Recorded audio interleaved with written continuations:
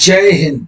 Colonel सहायक rifleman Amit Jack CO और adjutant की मिली भगत है मैडम से, कर्नल की मैडम से। बता दें, जांच में बड़े सवाल उठे हैं।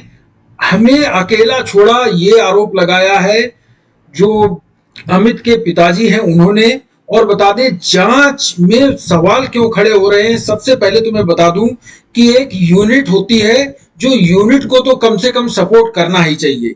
जैक राइफल का बंदा था अमित, वो टीडी के तौर पर सहायक कर्नल का सहायक था, जो कि इंट अफसर थे। बता दें, जब अपनी ही यूनिट जवानों के लिए नहीं खड़ी होगी तो दूसरों से न्याय की उम्मीद क्या रखें। सैनिक की यूनिट ही अपना घर होती है, क्योंकि वह यूनिट में 10 महीने और घर में 2 महीने रहता है।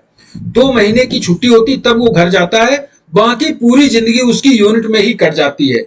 घर उसका यूनिट होता है। जब घर वाले ही साथ नहीं देंगे तो दूसरों से आस लगाना बेकार है।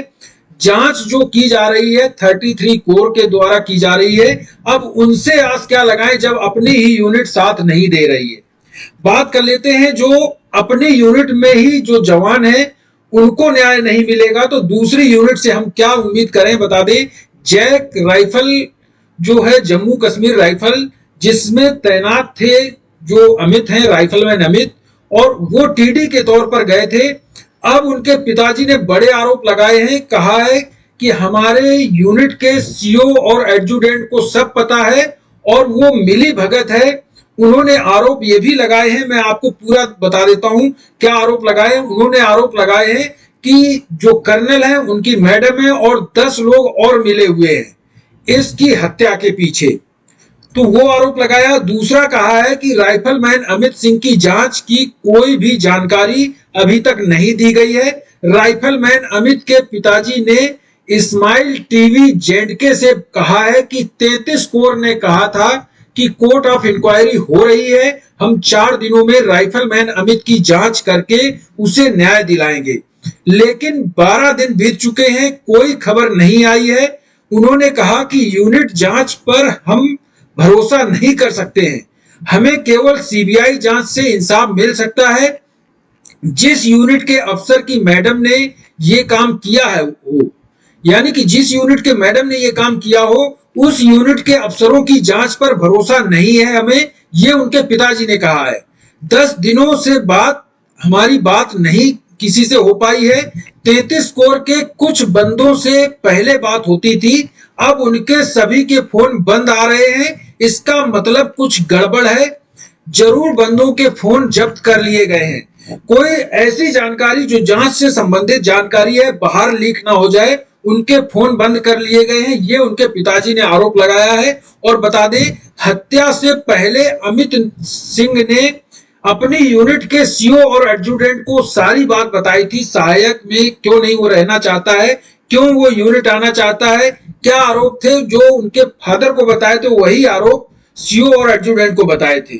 हमें हमारी यूनिट से ही सपोर्ट नहीं मिल रहा है, ये उनके पिताजी का कहना है कि हमें जो हमारा जैकरिफ यूनिट है उस यूनिट से ही सपोर्ट नहीं मिल रहा है, कोई हमारा फोन नहीं उठा रहा है। जैकरिफ सीओ और एडजुटेंट कर्नल इंट के दबाव में है, मुझे ऐसा शक है। इनके पिताजी ने यह कहा है कि हमें ऐसा शक है कि हमारे जो एडजुटेंट हैं और सीओ हैं वो कर्नल इंट 33 कोर के दबाव में है, और उनके चाचा ने भी यही आरोप लगाए। तो ये बड़े आरोप हैं। और बता दें कि जो जांच है वो सीबीआई की जांच इसलिए जरूरी है क्योंकि उसी यूनिट के अगर कर्नल होंगे तो जांच प्रभावित की जा सकती है, इसलिए सीबीआई की जांच होना चाहिए। और मैं ये बता दूं, अगर राइफलमैन की मान लो कि ये जांच में नहीं साबित हुआ कि उनकी मौत उन्होंने नहीं की, तब भी जो कर्नल साहब हैं उनके ऊपर सख्त से सख्त कार्रवाई होनी चाहिए, क्योंकि आपको यूनिट में दिया जाता है सर्विंग क्वार्टर्स, जो नौकर का क्वार्टर होता है, सर्वेंट क्वार्टर दिया जाता है। और क्वार्टर जो सर्वेंट रखने के लिए आपको पैसे दिए जाते हैं भारत सरकार द्वारा। जब भारत सरकार द्वारा आपको पैसे दिए जाते हैं, सर्वेंट क्वार्टर मिलता है, तो आप सिविल का सर्वेंट क्यों नहीं रखते हैं। अब कई लोग ये भी कहते हैं कि हम इसलिए उनको सहायक रखते हैं कि हमें जो यूनिट के जवान हैं उनके बारे में हमें जानकारी हो, एक दूसरे के लड़ाई जब होगी तो एक दूसरे के बारे में जानकारी हो। तो सब बिल्कुल सही है। अगर आपको एक दूसरे के बारे में जानकारी रखनी है तो आपको 33 कोर के ही जवान रखने थे। जैक रिफ के जवान को टीडी बुला के आप टीडी बुला के सहायक क्यों रख रहे हैं? जब आपको अपनी यूनिट का ही उनसे जान पहचान बढ़ानी है, बड़ी सिस्टम रखना है क्योंकि लड़ाई होनी है, तो अपने यूनिट के रखते उनसे जान पहचान होनी चाहिए। आप दूसरी यूनिट से क्यों बुला के आप सहायक रख रहे हैं? सबसे पहले तो कर्नल साहब को, चाहे अमित के शक में उनको जांच में ना कुछ निकले, लेकिन कर्नल साहब के ऊपर सख्त से सख्त कार्रवाई होनी चाहिए क्योंकि उन्होंने अनऑथराइज काम किया है। सहायक अपनी यूनिट का होना चाहिए और उन्होंने जो सहायक रखा है वो दूसरी यूनिट का रखा है, जो कि लड़ाई के टाइम में दूसरी यूनिट से क्या मतलब उन कर्नल साहब को?